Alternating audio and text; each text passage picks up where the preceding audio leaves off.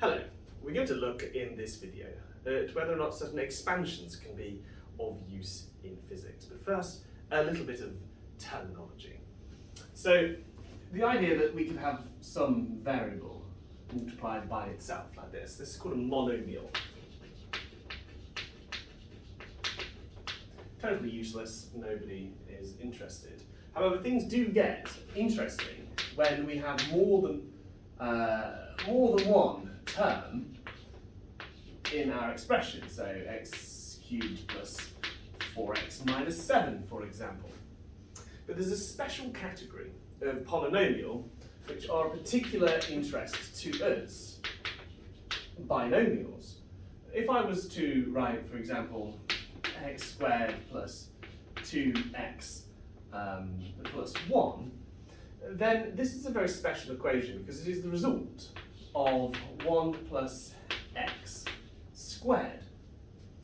And so there is actually a way for all of these situations, these binomials, where we can actually approximate what their value is by expanding them using either binomial theorem or in some situations a Taylor expansion, but more about that later. So a binomial series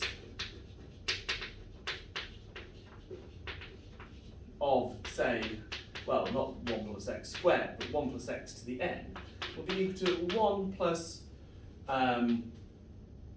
nx plus a half n minus 1x squared plus x to the n. And so this expansion here, the more terms we consider in this series added together, the closer our approximation actually gets to what the numerical value of this would be if we had values of x and n.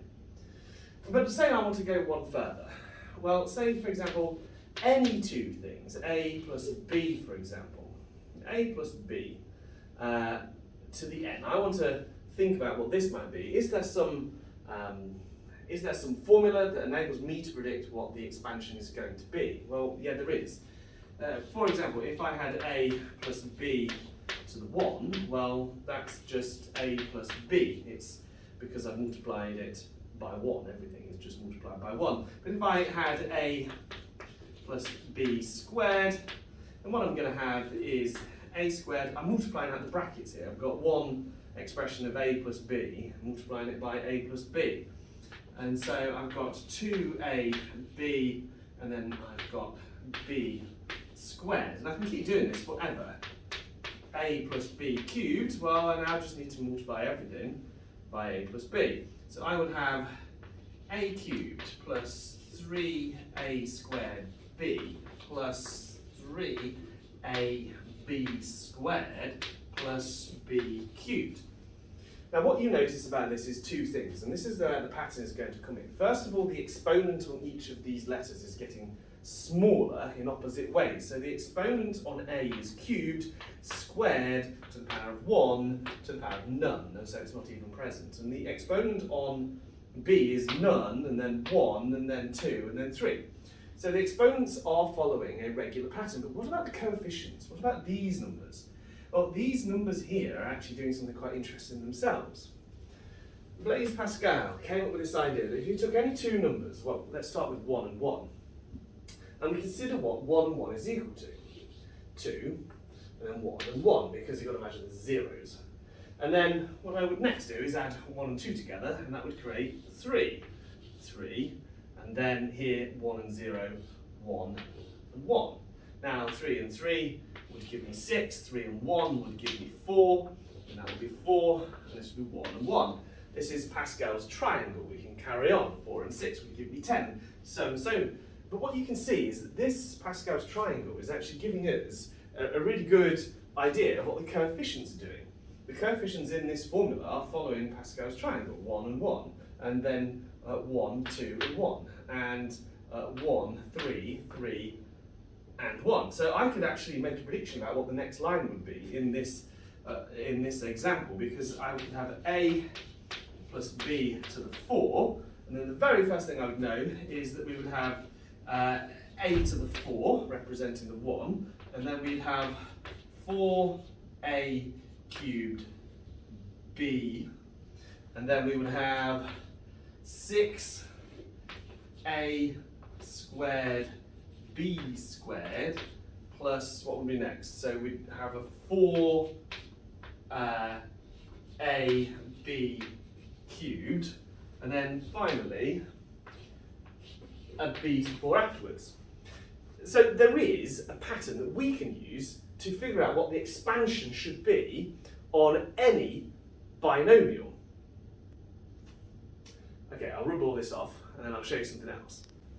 So you might be thinking, like, what use is this to physics?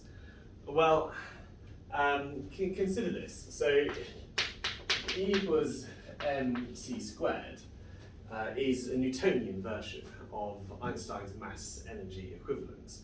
That when your speed is very much smaller than the speed of light, that holds true. However, we have to put something called the Lorentz Factor in this if the speed is getting close to the speed of light, the speed of the objects in question. So E equals mc squared divided by square root of 1 minus v squared over c squared. This is this Lorentz factor, so this is when v is similar to c. This Lorentz factor, 1 over square root of 1 minus v squared over c squared, this is actually, it is just 1 minus v squared over c squared to the power of minus a half. So it's a binomial, so therefore we could evaluate it. We could find an expression that approximates it using the binomial theorem. So let's have a go. So this whole idea of, let's treat it as square root of 1 minus v squared over c squared rather than 1 over that, because that's trivial. We can expand it out using our formula for binomial expansion. So I think, let's have a look. So 1 minus, okay, so v squared over 2c squared minus v to the 4 over 8c to the 4 minus v to the 6 over 16c to the 6 minus 5, 128 v to the 8 c to the 8. And then we could go on and we could get ever closer to that approximation where this on the right hand side equals this on the left. But now what we can do is we can look to see what happens when, or what does happen when v equals c in the scenario. What we end up with is this approximation falls out as 1 minus a half minus an eighth minus a 16th minus 5 128 minus look at this. This is getting smaller and smaller and smaller and smaller. So what is happening is the more terms we consider in this expansion, the smaller this, the closer this number is getting to 0. So what it means is that when the velocity is equal to the speed of light, this entire term goes to 0. It means that when the velocity is not near the speed of light, we're essentially dividing by 1, and so the above expression is correct. And when we get very close to the speed of light, the denominator in this expression gets ever and ever closer to 0, and we're dividing by an ever smaller number, which makes e itself go to infinity. And so right there we have it. This is a way of identifying the problem with travelling faster than light. And we can see it from this binomial expansion of the Lorentz factor. Another really good example to think about is this one. If we had a disk of metal that was carrying charge Q, what would be the electric field at some arbitrary point Z above this disk? Some things we need to know about the disk, such as R. In the comments, you should see a link to how the following expression is derived. In itself, it's not what we're after here. What we're looking at is how we can use binomial theorem in physics. So 2k cubed over r squared, this is what the value of the electric field is at that place there. 1 minus z over the square root of r squared plus z squared. Now, if we wanted to, instead of measure it at this point arbitrary at z, we want to make z so long that z is actually much, much larger than r. And what you can see in that situation is we'd end up with basically the electric field should be indistinguishable from the electric field due to a point source a long way away, and no longer from an extended disk of material. But notice what happens if we basically make z so large that r is basically equal to nothing.